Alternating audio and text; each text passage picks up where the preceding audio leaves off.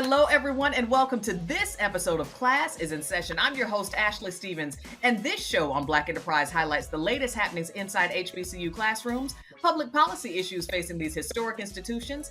We take a look at the business side of HBCU sports, and we also shine a light on HBC leaders, students, and alum who are making major moves in business, the arts, and entrepreneurship.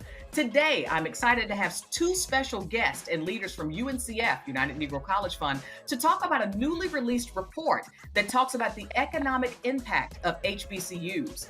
This 2024 report is titled Transforming Futures, the Economic Engines of HBCUs. It was commissioned by UNCF's Frederick Patterson Research Institute, and it's a comprehensive analysis that highlights the contributions of the nation's 101 HBCUs that they make to their students, local communities, and the nations as a whole, showing that HBCUs have a $16.5 billion dollar impact to the United States. We're going to talk about that and much more. Today, we're joined by Patterson Institute's Assistant Vice President, Dr. Nadrea Njoku, and UNCF's Senior Vice President of Public Policy and Government Affairs, Lodriguez Murray. Hello and welcome to you both.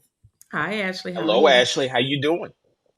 I'm great. You know why? Because as someone who is in the education space and covers HBCUs, this is now an incredible talking point that we can use about this economic impact report. But not just that, the true significance of it. So before I get into the report, I'd love to hear from each of you. I want you to tell us a little bit about what each of you do. I'll start with Dr. Njoku and then Mr. Murray. Tell me about each of your respective roles at UNCF. Yeah, awesome. Well, I lead the Frederick D. Patterson Research Institute at the United Negro College Fund, which I'm really excited to do every day. Patterson, essentially, we try to man three main buckets of work. The first is to help our colleagues at UNCF be data informed in all the decisions we make, all the recommendations and program pitching we do throughout the fundraising efforts. But we also try as much as we can to create new knowledge as well as make a case for value and impact for our organization, our 37 member institutions, and all 101 HBCUs. Got it. Love to hear that. Awesome. Mr. Murray. Well, good to see you again, Ashley. I lead government affairs for the United Negro College Fund, or UNCF. That gives me the opportunity to help set the priorities for HBCUs and take those priorities over to Congress and to the administration, to the president, to the vice president, and all those departments and agencies, and try to get the funds that are necessary to make sure that the institutions run well and the funds necessary for students to make their higher education dreams come true, to get them to and through college. And it's so important because so many of our students are in need of more finances to make their dreams come true. Got it. So it really sounds like the work that each of you do, you really do it in tandem from the research perspective that helps inform, the messaging and advocacy that Lodriguez, you then take to the Hill and policymakers to make it happen, Exactly. to uplift HBCUs. So that's definitely important stuff. Let's get into this report. I was so excited to see it. And for folks that don't know, again, this 2024 HBCU Economic Impact Report follows up on a previous report. Dr. Njoku, tell us about the original report. And what it concluded. Yeah, so the original report that UNCF released in 2017 was a collaboration, or continues to be a longitudinal collaboration between Patterson and the University of Georgia Selig Center. They originally released this work in 2006 through the use of public IPEDS data. UNCF saw it and thought, there's no way that we can do this work without having this in our coffers and having this be a part of our portfolio. The 2017 report showed then that HBCUs roughly produce 14.6 billion, around 135,000 jobs for the total 101 institutions. And as with this report, did a projection on a graduating class so that we could show just what one class might have, the impact that they might have throughout their lifetime. I think my colleague can tell you about the impact of that 2017 report and why it was really critical that we continue to produce this and keep this longitudinal effort going. Wonderful. And yes, I'd love to hear about that, Mr. Murray. Tell us about the impact of that original report. Absolutely. That report actually was the catalyst for many public policy and government impacts to the institutions and to the students. Without the 2017 report and the way that it framed HBCUs completely differently, not as these places where anecdotal stories of success took place, but a place where there was empirical data that they positively impact each and every community where they lie. That study allowed us to make it so that 13 institutions could get a deferment from some loans that they had to the federal government, which is important for later. It also made it possible for the Future Act to pass, the first African American focused education or health standalone bill to pass Congress by itself in a generation. The Future Act provided STEM funding for historically Black colleges and universities in perpetuity. That data from 2017 made it so that HBCUs could be in the major tranches of COVID relief bills, three different bills totaling somewhere upwards of $7 billion of funding for HBCUs. Without that report and framing HBCUs in just the right tone and right way, that never would have happened. And included in that, some $1.6 billion of loan forgiveness. I mentioned 13 institutions had loans deferred. Then we turned around and used this data to make the case to Congress that institutions should be relieved of loans that they were paying to the Department of Education.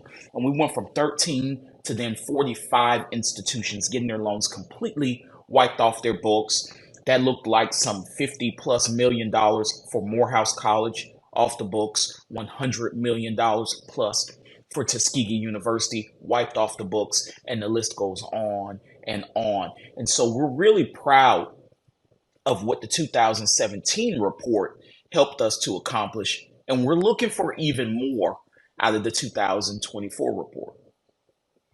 This is really encouraging to hear. I definitely did not know the widespread impacts of the original economic impact report. What I do know is that literally, I say to this day, as they say, that it has been referenced, in media reports. It's definitely a benchmark for being able to highlight how HBCUs are economic drivers within their respective communities. So let's get into 2024. Dr. Njoku, what were some of the key findings of the 2024 report, including the financial impact and the impact on jobs? Yes, absolutely. So this time around, we actually saw 11.5% increase on the total economic impact of these 101 institutions. We went up to $16.5 billion. When you look at how that breaks out across the public and private sector, that's 10.8 billion for public institutions, 5.7 for private institutions.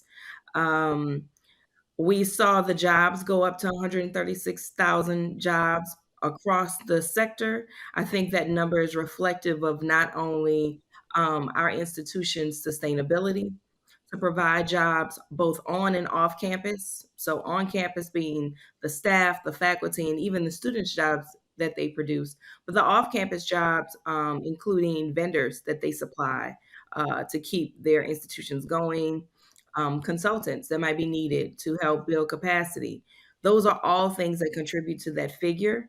It tells a story about the economic downturn in COVID and how these institutions were able to carry these jobs despite those times. However, it also tells a story of some institutions being conservative and conscientious of editing their jobs to make sure that their institutions would survive the pandemic. And these numbers show that we have to continue to support these institutions because the more jobs we can create with these institutions, the business of HBCUs means bigger economic impact numbers.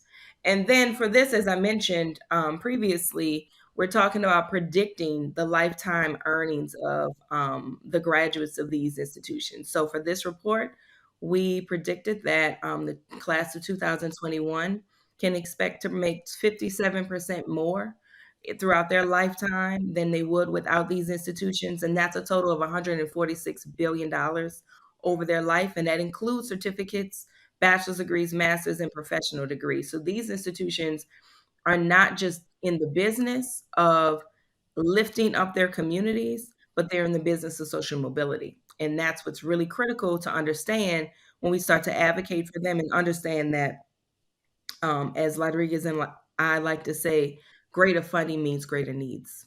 So, Mm, greater funding means greater needs. I'm glad you shared that the impact overall to the communities and the nation as a whole, plus the increase in jobs, all of this has increased since the previous report. Lodriguez, let's talk a little bit about how this report will be used for, positioning on the Hill in Congress to again continue to further advocate for HBCUs. How will this newest report inform your work? Definitely. One of the symbolic virtues of the report is the fact that we are reclaiming the narrative about historically black colleges and universities. So, Ashley, I don't have to tell you that everyone talks about HBCUs, whether you wear the Democratic label on your lapel or the Republican label on your lapel, everyone talks about HBCUs. Well, it's time for the organization that's the largest and most effective in advocating for HBCUs to reclaim it. We don't want to just be a dog whistle to anyone in any population. We want to show you what we really do and what we really mean to these communities and how much we are a trusted partner. That's why we feel like we were the best qualified to put this data forward. In terms of what we're doing on Capitol Hill, we're making sure that every member of Congress understands this and knows this. Every presidential candidate understands and knows it. And then we're going to use this data and do something wholly unique for us. We're going to do a 501c3 activation, meaning we're not going to slant towards any particular political party, but we're going to make sure that every single citizen that cares about HBCUs knows that HBCUs, the one that you love, the one that you go to homecoming every year and visit, they and their resources are on the ballot this year.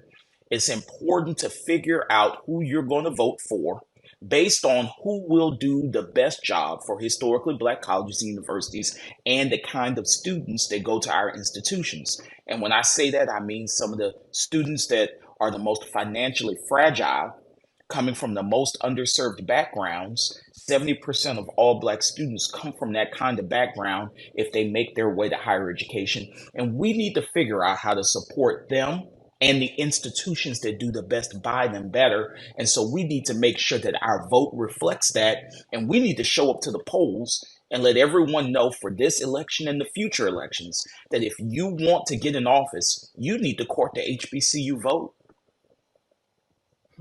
That's a powerful statement from Lodriguez Murray, Senior Vice President of UNCF's Government Affairs and Public Policy. Very powerful statement. Court the HBCUs.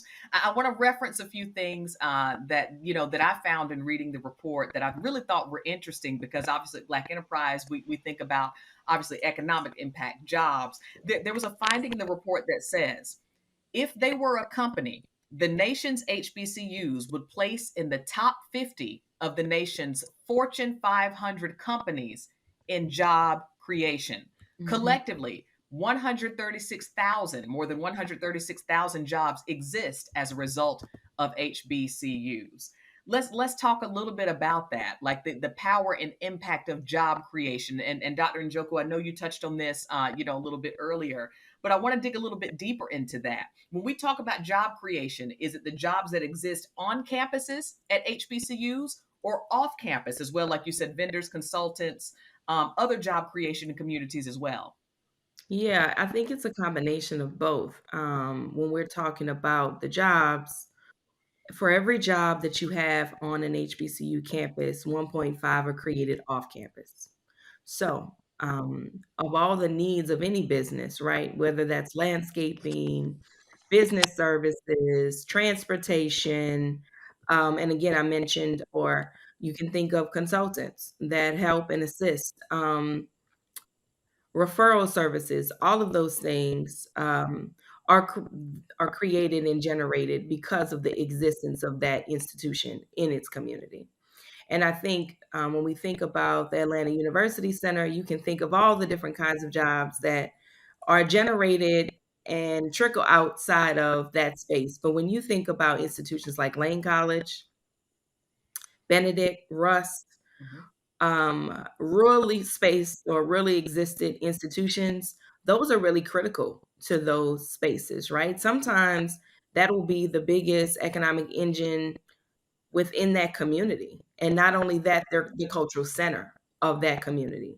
So we're creating jobs by being in existence, but we're also supplying the workforce. So we're creating those who go on to get certificates and bachelor's degrees or even professional training to go back to those institutions and supply them with jobs or seek social mobility in different ways. The some of the assets that we produce as a part of this report features an alumni story where he talks about, his father worked in the cafeteria of Xavier University of Louisiana.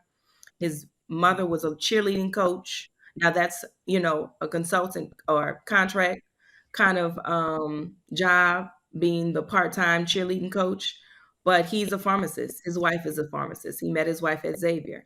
That particular family was transformed by their existence on that campus. And it's a 360 example of how the economic engine of HBCUs impact our community, and we have to keep them going. And Got it. We have to keep it going. Yes, sir. Ashley, in addition to that, you're reclaiming the narrative and you're explaining HBCUs in a completely different way.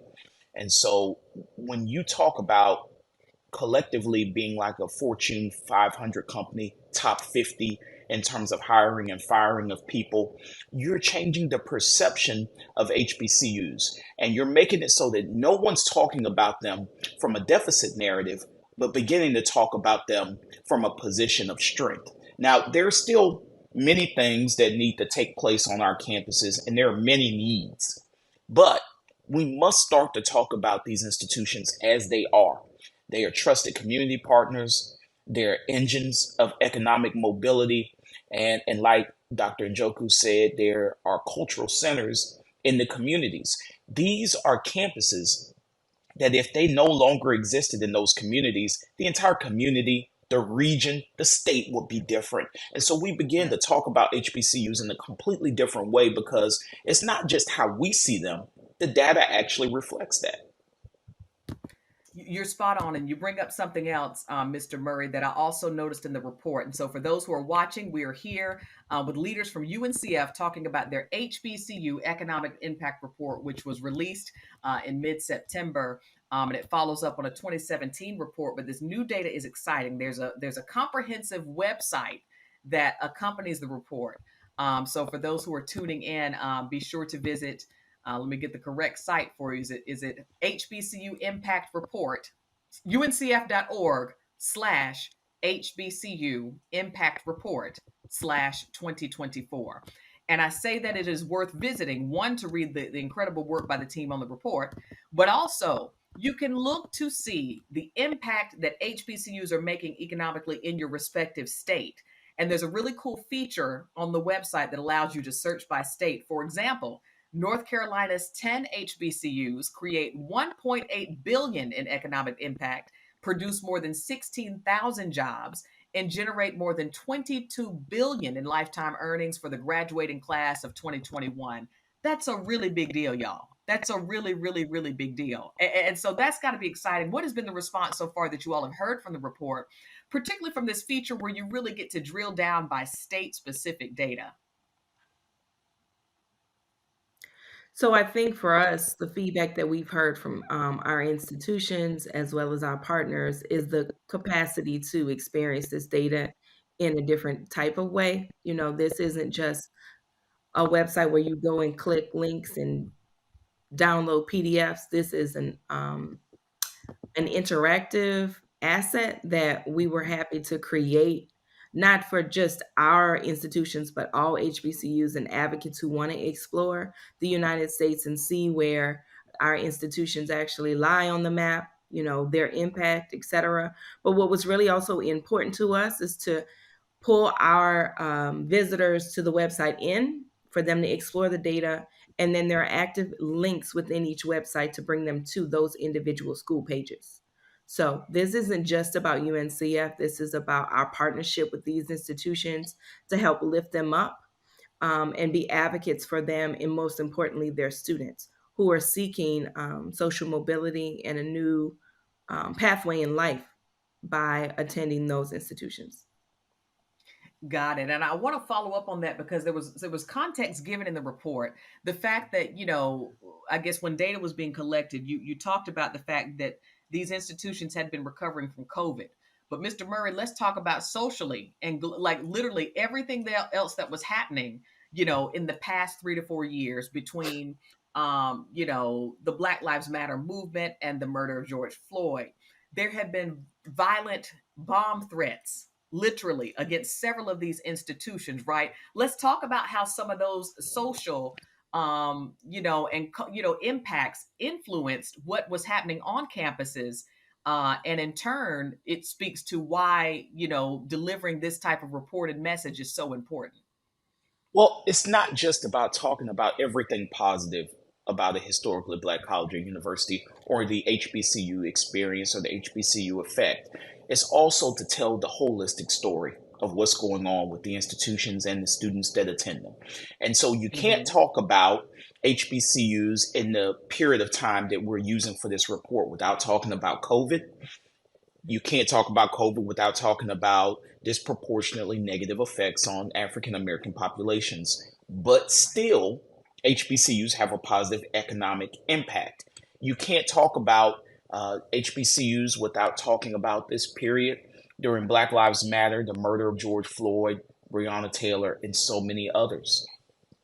And along with that has come more attention on HBCUs, and so have the bomb and other threats. So many bomb threats. We've lost multiple days of classes at many of the institutions. These are days of instruction that students paid for. And the FBI found no way to do it better.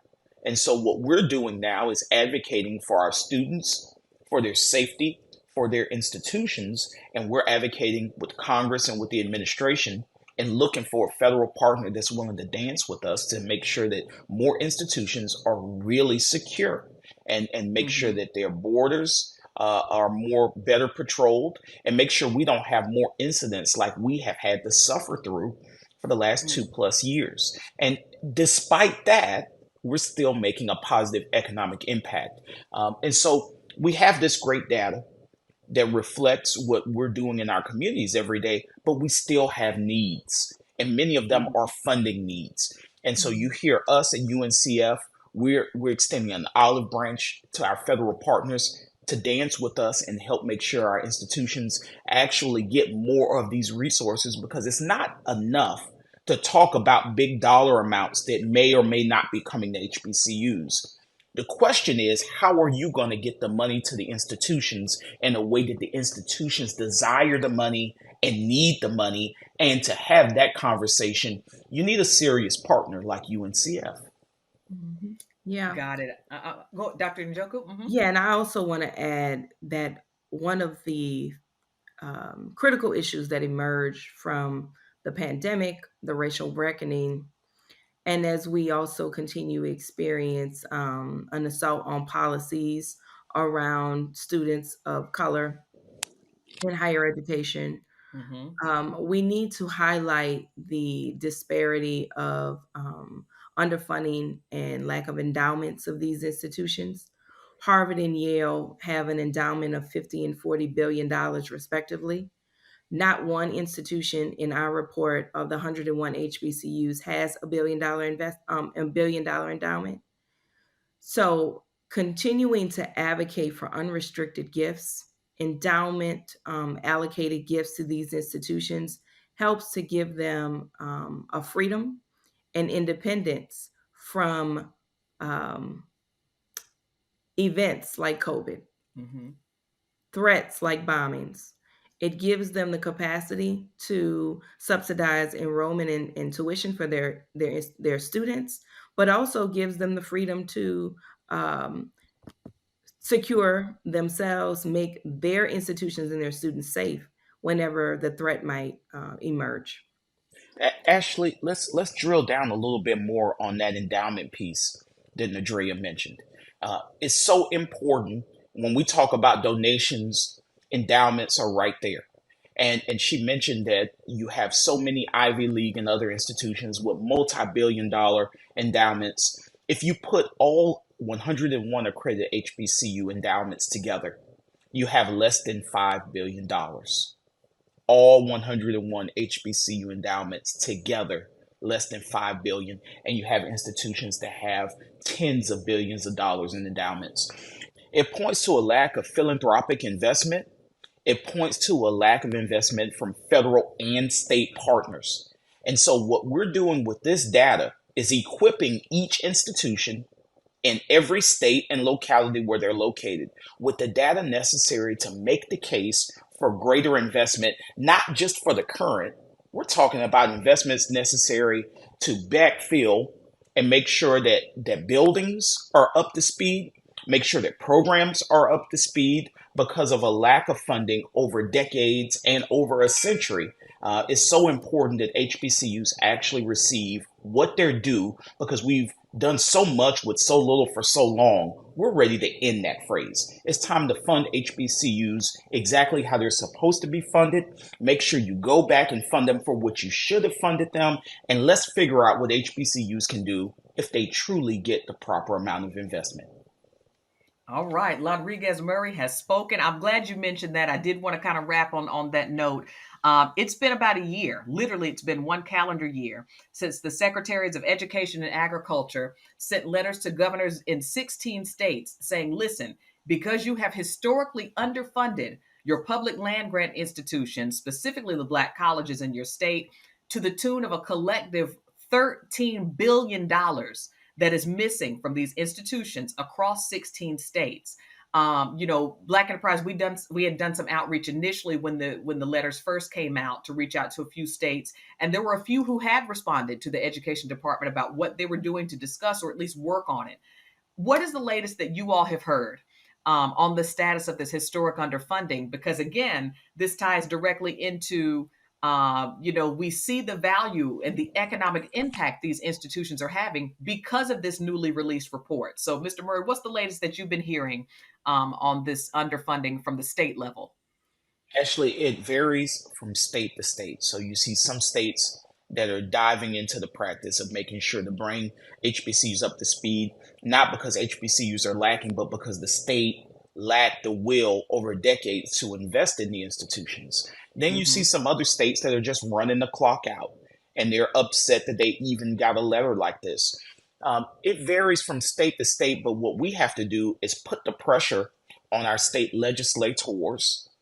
When we live in the South, where these institutions are located, we put the pressure on our state reps, our state senators, and let them know how important these institutions are to us and that we're voting based off of what they will do for the institutions. Politicians want to come back into office every single time. They want to be reelected. But the only way you're going to put their feet to the fire is to let them know what you want.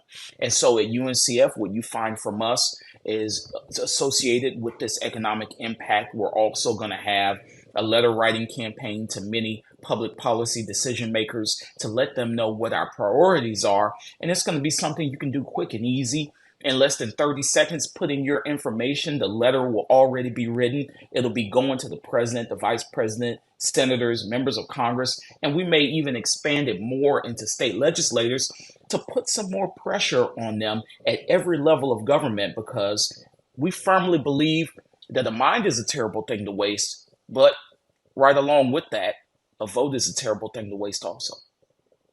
A vote is a terrible thing to waste. That's powerful. Mr. Murray, thank you so much. Appreciate all of your insight and the work that you're doing on Capitol Hill and beyond to advocate for HBCUs. Dr. Njoku, as we wrap up here, just tell us, one final thing you would want our audience to know about the benefits of the 2024 HBCU Economic Impact Report. Yeah, so I just want to reiterate the benefit of having this valuable data on the palette of things that we use to make an argument and advocate for HBCUs. As we enter homecoming season, there will be a lot of social media activity and testimonies about why these institutions are important to one particular person, community, or family. And often we go into so many rooms and we have those stories about, in some cases, the fourth or fifth generation HBCU graduate, some cases, the first generation student whose life was ultimately changed because they walked onto the campus of Morehouse or they walked onto the campus of Howard. But what we have here is valuable, tangible data that accompanies those stories so that we don't have to keep repeating ourselves to people. And we have been repeating ourselves for decades about how important these institutions are. But hopefully we won't have to keep answering the question of whether or not we still need HBCUs. That question, I think, can be put to bed at this point. Because if we value businesses and we value economic drivers, then we have to value these institutions and the students they educate.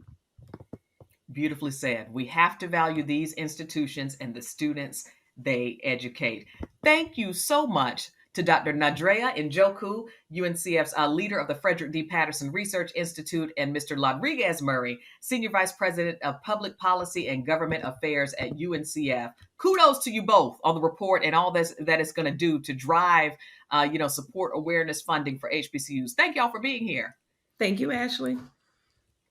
Absolutely. And for those of you watching, again, be sure to share this episode with family, friends, especially folks at HBCUs, and really those who make economic and job creation decisions in your community. You can find the report at uncf.org/HBCU Impact Report. uncf.org/HBCU Impact Report. And again, be sure to share this episode with family and friends. We have lots of other podcasts for you to check out at Black Enterprise as well, especially as we get closer to the election. We have a series called Countdown to the Polls. Be sure to stay posted for the latest and greatest on Black Enterprise's social media channels and on our website at blackenterprise.com. For this episode of Class is in Session, I'm your host, Ashley Stevens, and class is dismissed.